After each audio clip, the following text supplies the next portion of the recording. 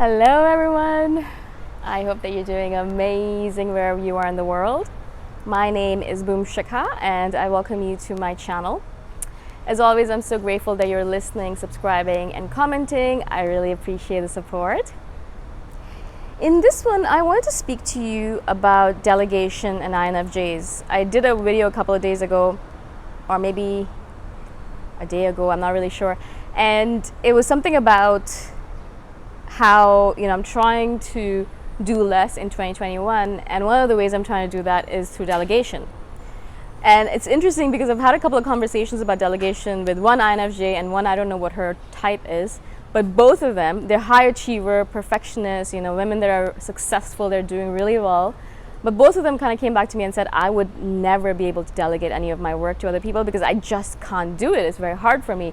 I try to delegate and then I always take the work back because they just don't do it the way I want it done, And I understand because, that's one of my my biggest fears, which delegation is, I'll give my task to someone else and they will do a haphazard or a shoddy job of it, or maybe they'll do their best with it, but still it's not the best that I'd require. And then I'd have to redo all the work anyways. And so then what is the freaking point of delegating, right? And so this is something that I've really had to get over, this fear or this idea that I have in my head that no one else can do as good a job as I can. Because if I want my business and my work and my brand to expand as I want it to, because I want this message of INFJs and spirituality and all that stuff to get to more people, of course, because I think it's helpful.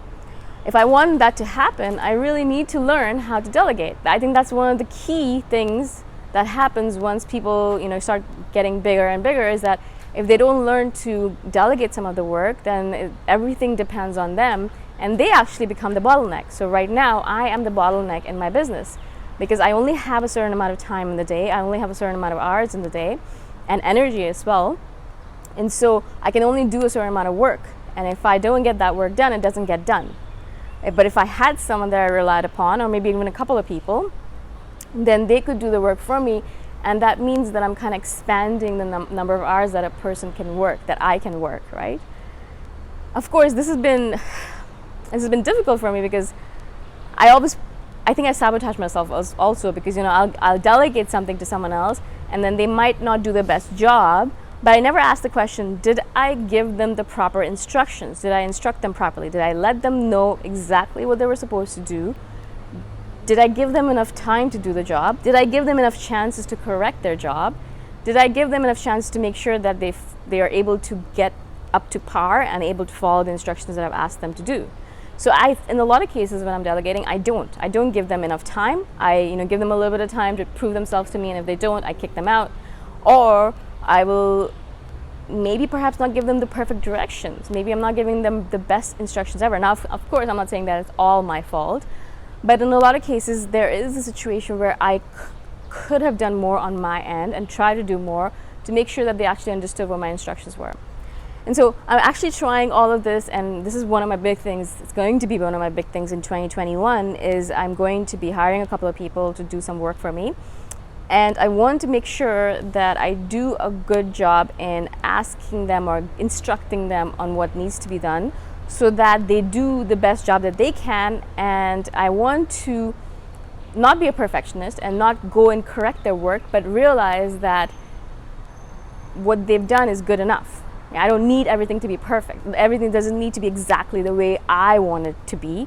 And if they've done it a certain way, I want to be able to accept it and say, yeah, actually, you know what, it's not that bad.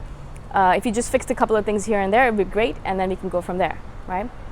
So that's one of the things that I think INFJs have a really hard time with, and I know I have a very hard time with, because I know a lot of INFJs say this, why do I have to tell them everything? Why do I have to give them instructions? Why can't they just know what needs to be done? Why can't they just know how things should be done, right? And I know an INFJ friend of mine says this all the time. She's like, well, I've given them the right instructions. They don't still do it properly. What am I supposed to do? I'm just going to do it myself, right? And unfortunately, yeah, there are some people who are, I don't want to say incompetent. They're just working at a different level from you, I would say, right? And so yeah, sometimes you're gonna be around people where you might tell them, okay, do this, and you give them the perfect directions, and they'll put forward a completely shoddy job, and you're gonna be thinking to yourself, this is not what I asked for. So yeah, sometimes that does happen. But what we do as INFJs is that we taint every experience with that first experience or that past experience.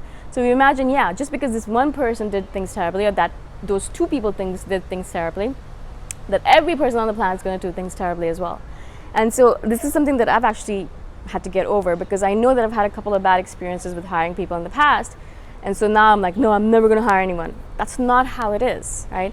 Just because 2 or 3 or 4 people did it wrongly doesn't mean that every single person on the planet, there's 7.5 or 7.8 billion people on the planet. You can't find 1 or 2 people among those that can do a good job for you. I find that really hard to believe. And so I really have to kind of, beat myself down and say, no, you're wrong. You're going to find someone who's going to do a great job for you. And you just have to trust them. You have to give them the time to do it. Give them the instructions, obviously, but give them the time to prove themselves to you. And also give them feedback. And that's another thing that we have a really hard time with as INFJs, is that we're like, well, they should just know what they're supposed to do. And when it comes to giving feedback, we're just not good at giving feedback. We get afraid, we get upset, we get stressed out by the action of giving feedback. We're like, oh, but what if they don't like it? And what if they get upset by it? Or they get, I don't want to hurt them, and things like that. And so we never end up giving feedback because we're so afraid to give feedback, right? And I notice this for myself as well. When I hire someone and they don't do the perfect job and I need certain tweaks made, I really have to push myself to say, okay, there are certain things that need to be fixed. You need to tell them that, because if you don't, they're not going to know. They're not mind readers, neither are you. So they have to tell you things and you have to tell them things. It's a two-way street. It has to go back and forth, right? And so literally I have to sit myself down and say, okay, give them feedback. Tell them what they did wrong so they can improve on it. Because usually, maybe sometimes this happens, but usually it doesn't, that a person will make the same mistakes again. Most people will not make the same mistake over and over again. If you tell them, this is wrong, don't do this again, they'll be like, yeah, cool, okay, and they will never do that again, hopefully. Unless it's an extenuating circumstance. I think they wouldn't repeat the same mistake over again. Maybe they'll have a different mistake this time around, but they probably won't repeat the same one again, right?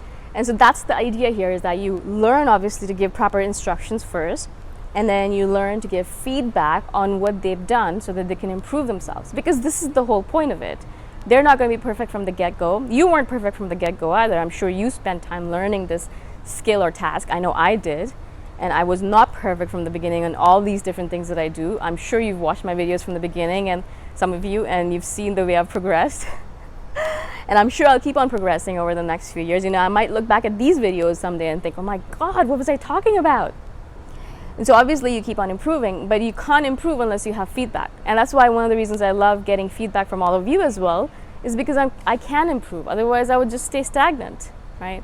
And that's not what anyone wants. I don't think anyone wants to stay stagnant in the same position for the rest of their life. And so you give them instructions, you give them feedback, they keep on improving, and eventually perhaps they'll get to a point which is close enough to your idea of perfection, to your idea of this is good enough.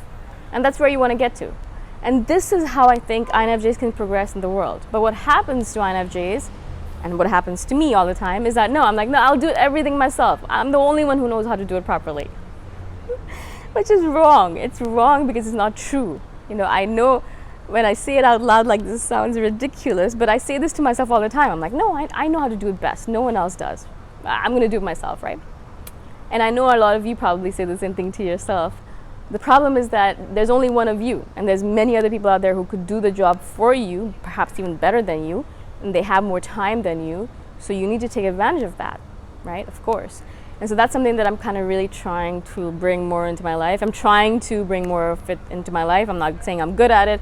I'm not saying I'm there yet, but I'm really trying to make that a part of my 2021. I'd love to hear what you think about it. I don't know if you have businesses where you delegate things, or if you have teams where you delegate things, whatever it might be. But I'd love to hear some tips from you on how you delegate and how to make it a better thing all around. Again, thank you so much for listening. I'm really grateful, and I shall see you the next time around. Bye for now.